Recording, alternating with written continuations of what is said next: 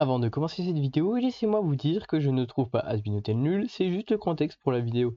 J'espère que vous avez compris et je vous dis bonne vidéo. Salut à tous, aujourd'hui on se attaque à un gros morceau, Asbin Hotel. Une série qui a autant de fans que de détracteurs, mais qui selon moi ne mérite pas tout le battage médiatique. Préparez-vous pour de la critique piquante sur pourquoi Asbin Hotel est franchement nul. Le style visuel et l'animation. Commençons par le style visuel et l'animation. Certains diront que c'est audacieux et unique, mais soyons honnêtes, c'est comme si un arc-en-ciel avait vomi sur l'écran. Les couleurs flashy et les designs exagérés rendent l'ensemble visuellement épuisant. On dirait que chaque personnage a un abonnement illimité à la boutique de déguisement.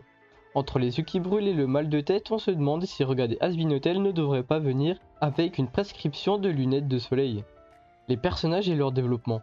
Ensuite les personnages. Ah, les personnages. Ils ont des personnalités si marquées qu'on se croirait dans un dessin animé pour enfants hyperactifs. Mais voilà, malgré toute cette exubérance, ils manquent de profondeur. Ils sont aussi stéréotypés qu'un méchant dans un film de série B.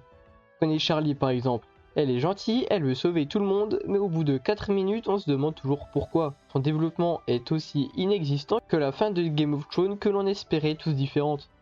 Quant aux autres personnages, ils semblent coincés dans une boucle où ils répètent les mêmes blagues et les mêmes gags. Le scénario et les dialogues. Passons au scénario. Où devrais-je gérer la tentative de scénario? On dirait que l'intrigue a été écrite par un groupe de singes avec des machines à écrire. C'est confus, discousu et souvent sans queue ni tête. Les dialogues, eux, oscillent entre comédie, noire et drame sans jamais trouver leur place. Ils sont parfois drôles mais souvent forcés et maladroits. On a l'impression d'écouter une conversation entre deux ados qui essayent d'être cool. Entre les punchlines ratées et les blagues lourdes, c'est comme une mauvaise soirée stand-up qui dure un peu trop longtemps. La réception et les attentes. Enfin, parlant de la réception, Asbin Hotel a été accueilli comme le messie de l'animation indépendante, avec des attentes tellement hautes qu'elle pourrait faire pâlir Elon Musk. Mais voilà, quand le produit final est arrivé, beaucoup se sont sentis floués.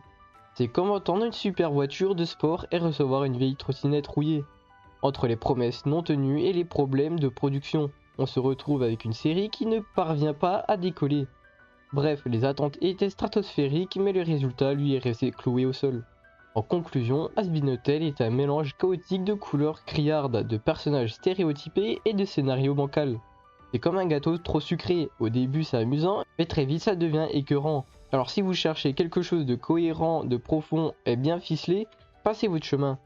Mais si vous aimez les explosions de couleurs et les dialogues loufoques, peut-être y trouvez-vous votre compte.